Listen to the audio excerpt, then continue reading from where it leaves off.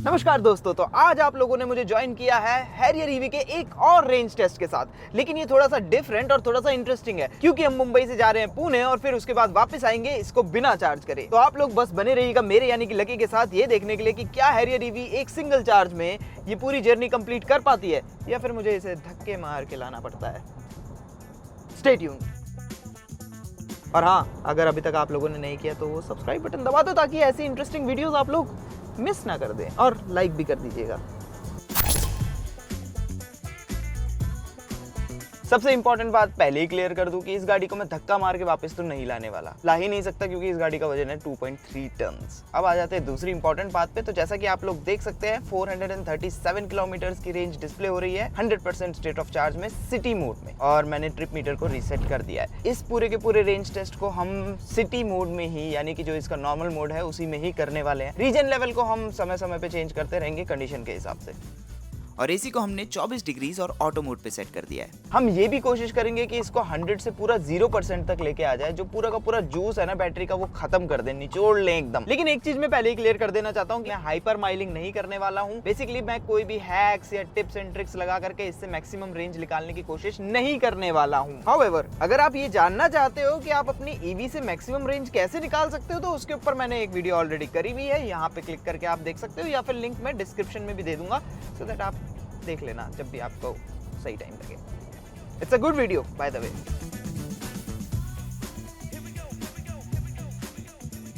हाँ जी दोस्तों, तो लगभग 88 किलोमीटर्स कवर करने के बाद फाइनली हम पहुंच गए अपने पहले टोल में और ट्रैफिक में फंस गए हैं। 80% बैटरी बची है मेरे पास और यहाँ से लगभग 89 किलोमीटर्स और बचे हैं। घाट सेक्शन आ गया है, मतलब वीडियो का सबसे एक्साइटिंग पोर्शन फॉर मी आ चुका है। तो जैसा कि आप देख सकते हैं 91.7 किलोमीटर्स पे हम शुरू कर रहे हैं चढ़ाई करना, और 177 वॉट आवर पर किलोमीटर की अभी एफिशिएंसी है। अब थोड़ी देर में मैं आप लोगों को बताता हूँ कि एफिशिएंसी घटती है बढ़ती है, एनर्जी कंजम्पशन घटती है बढ़ती है, क्या रहता है। Okay, so stay tuned. Okay now, तो अभी 111 किलोमीटर्स हो गए हैं, मतलब कि 20 किलोमीटर हमने घाट में कवर किए। 79% से हमने शुरू किया था और जैसा कि आप देख सकते हैं कि 70% बैटरी अभी बची है, जिसका मतलब 20 किलोमीटर डिस्टेंस कवर करने के लिए लगभग 9% बैटरी यूज हो गई है। और जैसा कि आप देख सकते हैं कि हमारी एफिशिएंसी भी काफी घट गई है। अब देखिए, जब हम घाट में असेंड करेंगे तो ऑब्वियसली एनर्जी कंजम्पशन तो बढ़ेगी ही बढ़ेगी, एंड गिवन दैट कि इस गाड़ी का वजन 2.3 टन का है, ये तो होना ही था। और एक चीज मैंने और ऑब्जर्व की कि चढ़ाई करते हुए बीच बीच में ये अपने ऑल 4 व्हील्स को पावर कर रही थी, जिस वजह से डेफिनेटली एनर्जी कंजम्पशन थोड़ी और बढ़ गई। अभी सिर्फ 43 किलोमीटर बचे हैं पुणे पहुंचने तक। अब जितनी देर में हम पुणे पहुंचते हैं, थोड़ा सा ना कुछ चीजें मैं क्लियर कर दूं। यूट्यूब पे मैंने ऑब्जर्व किया कि काफी लोगों ने बोला कि ये 390 प्लस हॉर्स पावर बना करके देती है, जिस वजह से ये सबसे पावरफुल इंडियन एसयूवी है। अच्छा, ये एक बहुत बड़ी मिसकंसेप्शन है जो मैं क्लियर कर देना चाहता हूँ। तो लोग क्या कर रहे हैं ना कि फ्रंट एक्सेल पे जो मोटर है उसकी पावर प्लस रियर एक्सेल पे जो मोटर है उसकी पावर को ऐड करके आप लोगों को बता दे रहे हैं कि ये 390 हॉर्स पावर डिलीवर करती है, लेकिन ऐसा नहीं है, ये गलत है। क्योंकि फ्रंट में जो मोटर है वो इंडक्शन मोटर है और जो पीछे मोटर है वो परमानेंट मैग्नेट सिंक्रोनस मोटर है। और क्योंकि इन दोनों की कैरेक्टरिस्टिक्स बहुत ज्यादा डिफरेंट होती है, तो आप इन दोनों की पावर्स को ऐसे डायरेक्टली ऐड कर ही नहीं सकते, जिस वजह से टाटा मोटर्स खुद भी कहती है कि कंबाइंड पीक पे ये 313 हॉर्स पावर ही आपको डिलीवर करेगी। हाउएवर, इससे ये फैक्ट चेंज नहीं होता है कि ये मोस्ट पावरफुल इंडियन एसयूवी है। ओके जी, तो ऑलमोस्ट हम पुणे पहुंचने वाले हैं। ट्रैफिक शुरू हो गया है, सिग्नेचर पुणे का जो है। तो मैंने यहाँ पे जो रीजन लेवल है उसको 3 पे सेट कर दिया वापस से। आई नो आज की वीडियो में हमारा फोकस सिर्फ रेंज के ऊपर है, लेकिन कुछ ऐसी चीज़ें जो ट्रैफिक में ड्राइव करते हुए मैंने रियलाइज़ की, इवन दो ये काफ़ी बड़ी चौड़ी गाड़ी है, लेकिन फिर भी इसको ट्रैफिक में मैनेज करना, मैन्यूवर करना डिफ़िकल्ट नहीं है, क्योंकि नॉर्मल हैरियर और हैरियर ईवी में इतना कुछ ज़्यादा डिफरेंस नहीं है। एज अ रिजल्ट लोगों को पता ही नहीं चलता कि ये हैरियर ईवी है, कोई आपको मतलब स्पेशल अटेंशन नहीं मिलती है। अब ये कुछ लोगों के लिए एक अच्छा पॉइंट हो सकता है, वहीं कुछ लोगों के लिए नॉट सो अच्छा। हाँ जी, तो 183.7 किलोमीटर्स हमने कवर कर लिए हैं, 54% बैटरी बची है, 238 किलोमीटर्स की रेंज अभी मेरे पास बची है, 187 वॉट आवर पर किलोमीटर की एफिशिएंसी चल रही है, क्योंकि हम पहुंच चुके हैं पुणे में जो हमने डेस्टिनेशन सेट की थी, आगा खान पैलेस, वहाँ पे। अब यहाँ से हम यूटर्न लेंगे और जाएंगे वापस, लेकिन मुंबई की ओर वापस जाने से पहले let me try one thing. देखिए पिछली वीडियो में मैंने इसकी ऑटो पार्किंग टेस्ट की थी, लेकिन यहाँ ड्राइवर सीट पे बैठे बैठे। हाउएवर आज मेरा प्लान है इसको ऑटो पार्क करने का, लेकिन मैं ड्राइवर सीट से उतर जाऊंगा। चाबी पहले ही ले लेता हूँ अपने हाथ में। Step out and park remotely. मेरे को बस पी पे डाल के step out with your remote की एंड फोन, और उसके बाद दरवाजा बंद कर देना है। ठीक है, that's what I am going to do. Let's सी।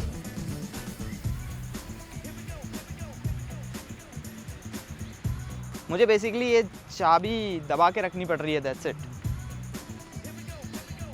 हालांकि चाबी दबाना थोड़ा डिफिकल्ट है।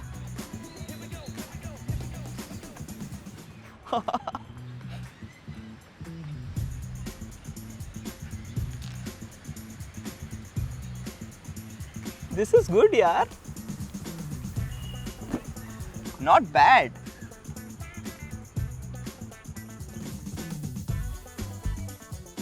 Status update. तो 264 किलोमीटर्स कवर करने के बाद हमारे पास 34% बैटरी बची है। 158-159 किलोमीटर्स की रेंज अभी डिस्प्ले हो रही है। तो अब सिचुएशन ये है कि हम ऑलरेडी लोनावला पहुंच चुके हैं, और हमारी कैलकुलेशन के अकॉर्डिंग जब तक हम वही पहुंचेंगे हम 0 के आसपास भी नहीं होंगे। तो हम कोशिश ये कर रहे हैं कि हम थोड़ा और एक्सप्रेसवे पे लूप बना करके कहीं कहीं थोड़ा और डिस्टेंस कवर कर लें। कभी हम सिटी के अंदर जा रहे हैं तो कभी एक्सप्रेसवे पे थोड़ा एक्स्ट्रा ड्राइव कर रहे हैं, सो दैट हम इसको 0 के जितना हो सके उतना क्लोज ले आएं, ताकि हमें एग्जैक्ट फिगर मिल जाए। अब फाइनली हमने अपना घाट सेक्शन का डिसेंट भी फिनिश कर लिया है। तो स्टैट्स बताता हूँ आपको, काफ़ी इंटरेस्टिंग लगेंगे। जब हमने डिसेंट शुरू किया था तो 264 किलोमीटर्स थे ट्रिप पे, और 34% बैटरी बची थी। लेकिन जब हमने एंड किया तो ट्रिप पे डिस्प्ले हो रहा है 290 किलोमीटर्स ऑलमोस्ट, और स्टेट ऑफ चार्ज देखो अभी भी 34% है। मतलब ये कि हमने कुछ 25-26 किलोमीटर्स बिना कोई एनर्जी यूटिलाइज करे कवर कर लिए। That's gravity for you. और सबसे मजेदार बात जो मुझे लगी कि जब हम डिसेंड कर रहे थे तो बेसिकली मुझे ना ब्रेक्स वगैरह कुछ भी यूज करने की जरूरत ही नहीं पड़ रही थी। मैं बेसिकली क्या कर रहा था कि रीजन का लेवल 0 कर दे रहा था, तो ये फ्रीली कोस्ट कर रही थी, और जैसे ही मुझे ब्रेक्स की जरूरत पड़ रही थी तो मैं पेडल से रीजन लेवल बढ़ा दे रहा था, जिससे ना केवल ब्रेकिंग हो रही थी बल्कि बैटरी में भी extra juice, extra electrons add हो रहे थे। ओह शिट, यहाँ पे कोई गाड़ी लगा गया और मैं अंदर नहीं जा पाऊंगा। You can see, don't worry, मेरे पास है समन मोड। तो बेसिकली मुझे इस बटन को होल्ड करके रखना है to switch on the car, जो अभी वो ऑन हो गई है, और उसके बाद मैं इसको रिवर्स कर सकता हूँ। सी, थोड़ा सा दूर खड़ा रहना पड़ेगा, ये बात है, and that's it. Only thing इसकी जो ये की है ना, इसके बटन्स थोड़े हार्ड है।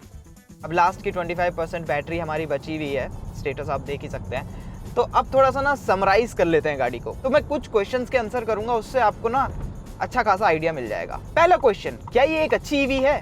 तो देखिए इसकी परफॉर्मेंस अच्छी है, रेंज इतनी है कि आप इससे लॉन्ग ट्रिप्स कर सकते हो। इसमें जो मिलने वाले फीचर्स हैं वो भी काफ़ी अच्छे हैं। ओनली थिंग इसकी ये उतनी ज़्यादा फ्लैम्बॉयंट या अटेंशन सीकर नहीं है जितनी की XEV या BE6 है। सेकंड क्वेश्चन, जो कि ज्यादा इंपॉर्टेंट है, क्या ये एक अच्छी गाड़ी है? तो देखिए हम लोग एक अच्छी गाड़ी से क्या चाहते हैं कि राइड क्वालिटी अच्छी हो।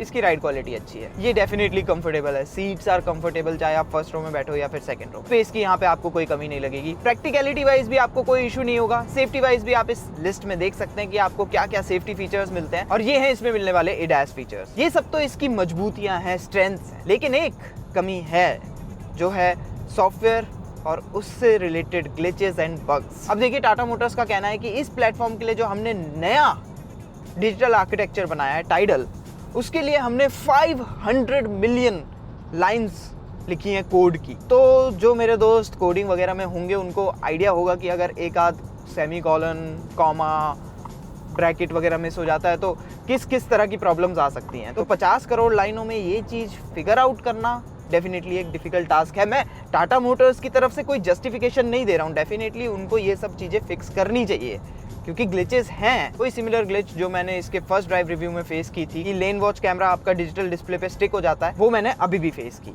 उसके अलावा स्क्रीन के साथ भी हमें कुछ प्रॉब्लम्स हुई, कुछ ग्लिचेस हुई। तो देखिए डेफिनेटली हमारा सजेशन तो टाटा मोटर्स को यही है कि जितना हो सके उतनी जल्दी इन सब ग्लिचेस को, बग्स को आप सॉर्ट आउट करो, ताकि जो एंड कस्टमर है उसको एकदम बढ़िया वाला एक्सपीरियंस मिल सके। और अब मैं बचा कुचा रेंज टेस्ट खत्म करता हूँ और उसके बाद हम कुछ नंबर्स क्रंच करते हैं, क्या कहते हैं?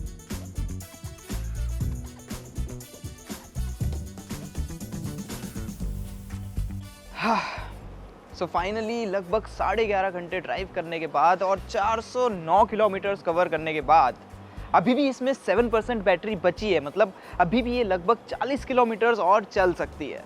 तो अब आइए थोड़े से नंबर्स को क्रंच करते हैं। तो जैसा कि हमने देखा 409 किलोमीटर्स कवर करने के लिए हैरियर ईवी ने 93% बैटरी कंज्यूम करी, जिसका मतलब एफिशिएंसी बनी 5.86 किलोमीटर्स पर किलोवाट आवर की, meaning average range of 440 kilometres. लेकिन यहाँ मैं एक चीज मेंशन करना चाहता हूँ। जैसा कि हम जानते हैं कि टाटा की ईवीज में पावर एंड परफॉर्मेंस बैटरी के स्टेट ऑफ चार्ज पर काफी ज्यादा डिपेंड करती है। फॉर एग्जाम्पल 50% से नीचे बूस्ट मोड एक्टिवेट नहीं होता है, 20% से नीचे स्पोर्ट मोड एक्टिवेट नहीं होता है, और जैसे ही आप 10% से नीचे आएंगे तो एसी और गाड़ी की परफॉर्मेंस काफी ज्यादा इफेक्ट हो जाती है, और इसीलिए इसको 0% स्टेट ऑफ चार्ज तक ले जाना एक्चुअली काफी डिफिकल्ट था। एंड यस, ये भी हो सकता था कि ये 440 किलोमीटर से थोड़ी और ज्यादा चले जाती, लेकिन रियल वर्ल्ड सिचुएशंस के हिसाब से हम 440 किलोमीटर को ही लॉक करते हैं। और लीजिए, इससे हमें हमारे सवाल का जवाब भी मिल गया कि Mumbai Pune Mumbai Tata Harrier EV single charge में बिना किसी परेशानी के कर सकती है।